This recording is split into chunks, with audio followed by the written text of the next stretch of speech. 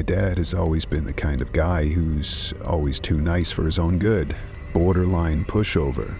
I'll start the story with that. This isn't just some throwaway detail, it's important to the story. We live in uptown Chicago and our family isn't very big, so our Thanksgiving and Christmas gatherings are always small, usually fewer than 6 people. This happened on Thanksgiving night last year, 2019. Dinner was almost ready. My dad had gone out to grab some last-minute items like stuffing and cranberry sauce from the corner store because we realized we didn't have any. While he was out, my mom and I were setting the table, and my brother and grandparents were already seated chatting. When my dad got back, he didn't just bring the stuffing and cranberry sauce. He brought someone with him. It was a middle-aged man wearing a dirty green puffer jacket and black pants. He looked like he might be homeless. My dad introduced him as Stefan and said he'd be joining us for dinner.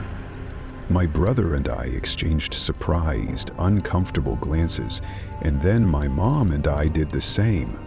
My dad, meanwhile, started preparing the stuffing and casually explained that he'd met Stefan outside, all alone in the cold.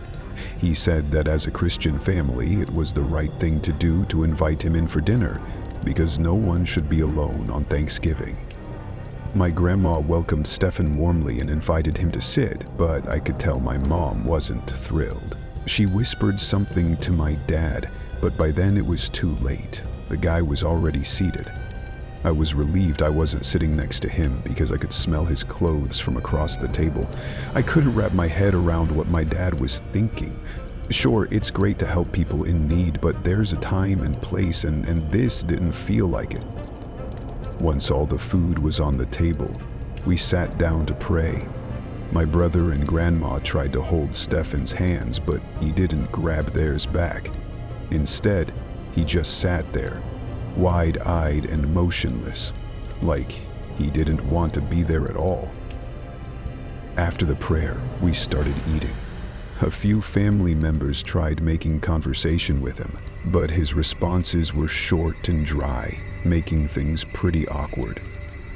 He ate messily too. His hands were greasy, and somehow food got into his hair. I don't want to sound like I'm trashing a homeless person, but it was hard to ignore. At some point, Stefan excused himself to use the bathroom. My dad pointed him in the right direction, down the half-flight of stairs and to the left. Stefan didn't say thank you.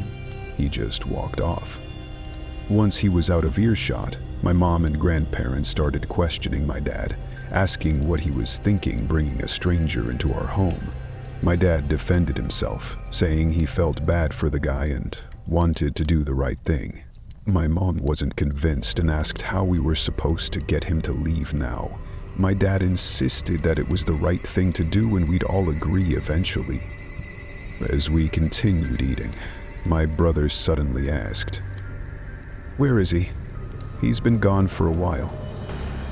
We all paused, realizing he'd been in the bathroom longer than expected. My dad went downstairs to check, but he came back up moments later, looking confused. "He's not in the bathroom," he said. That's when things got tense. My grandparents looked worried, and my grandpa started muttering curses in Italian. My dad, my brother, and I began searching the apartment, calling Stefan's name. We checked every room, every closet, but he was nowhere to be found. Then, we noticed the window in my parents' bedroom was open wide enough for someone to climb through. The realization hit all of us at once. My mom yelled at my dad, blaming him for bringing a stranger into our home. We had no choice but to accept that Stefan had climbed out the window and was gone. My dad shut the window, and we tried to finish dinner, though the mood was understandably off. The rest of the night, all we could talk about was what had just happened. After dessert, my grandparents left, and the rest of us cleaned up. A few hours later, we all went to bed. I remember turning off my TV and laying there in silence, finally starting to feel calm. And that's when I heard it. Breathing. It wasn't mine. It was faint, but definitely there. somewhere in my room. I froze, too terrified to move. My eyes darted toward the door, and I tried to summon the courage to run. That's when I heard the soft rustling of fabric, like a jacket shifting. And then suddenly I felt it, a hand pressing down on my neck. The scream I'd been holding in exploded out of me as I bolted out of bed and into the hallway, yelling for my dad. Everyone rushed out of their rooms, and when I pointed to my room, we all watched as Stefan calmly stepped out. He didn't say a word. He just walked out the front door as my dad shouted at him to leave. My dad didn't get physical. He's too much of a softie for that, but Stefan was gone by the time the police arrived. The officers told us we were lucky no one was hurt and advised us to lock all our doors and windows moving forward. They took Stefan's description and left. I like to think my dad learned his lesson that night. You can't trust everyone you meet. A few years ago, on Black Friday, or technically the night before, I went to Best Buy. My local Best Buy always stays open late on Thanksgiving night for Black Friday deals. I went with my best friend, Taylor, to look for a new laptop and maybe check out anything else that caught my eye. When we got there, we split up to browse.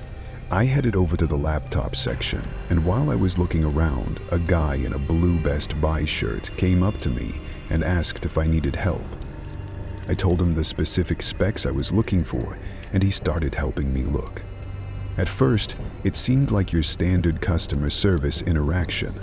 He even pointed out a laptop he said he really liked and asked what I'd be using it for. It was a slightly odd question, but I figured it was just part of his sales pitch, so I said, just school and general web browsing. After that, though, things got weird. He seemed way more interested in me than the laptop. He started asking me a bunch of personal questions like where I'm from, where I go to school, and things that had nothing to do with laptops. I don't want to sound self-absorbed, but I do get a decent amount of attention from guys when I go out. Still, I was there to shop, not to get hit on, and this guy was definitely creeping me out.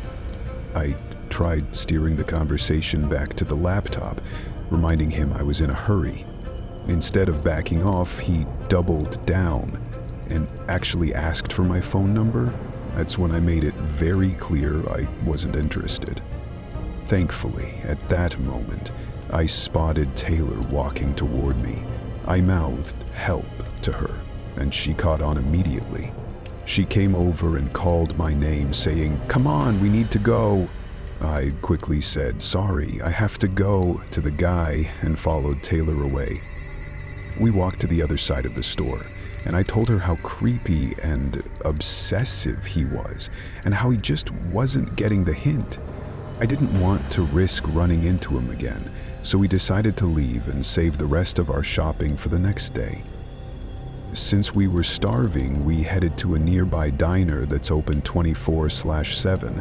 It was mostly empty at that hour, and we grabbed a booth to look at the menu. For a while, everything seemed fine, just the two of us and a lone guy sitting at the bar, with his back to us. He was wearing a gray jacket, and I didn't pay him much attention at first. But then I noticed his hair. Something about it looked familiar. I whispered to Taylor to look at him. As we both stared, he subtly turned his head to glance at us.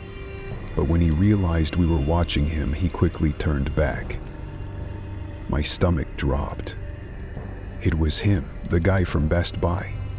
"Oh my God," I whispered. "He followed us." I told Taylor we needed to leave, and we got up and walked out of the diner as quickly as we could without making a scene. We jumped in my car, and I drove us straight to my house. Taylor was spending the night at my place, so I thought we'd be safe there. A couple of hours later, while we were hanging out in the living room, we heard it. 3 slow knocks on the window. We both froze, then shrieked. My apartment is on the ground floor, so anyone outside could easily knock on the windows. "It's him," we kept saying to each other, panicking. We crept toward the window to look outside, but weirdly, we couldn't see anything. It was like the window was completely blacked out. That's when we knew we had to call the cops. When the police arrived, we finally felt some relief. They checked out the window and discovered the reason we couldn't see out. Someone had hung a shirt over it. A blue Best Buy shirt. Pinned to the shirt was a Post-it note with a message scrawled on it. "I don't work at Best Buy." The cops recommended I file a harassment charge, but the problem was, I didn't even know his name. They suggested I could hire a lawyer to get the surveillance footage from Best Buy and identify him, but honestly, it sounded like too much work. I decided to let it go, but I stayed at Taylor's apartment for a few days after that because I didn't feel safe at home. I still can't believe that guy followed us from the store to the diner and then to my house. Some people are dangerously unhinged.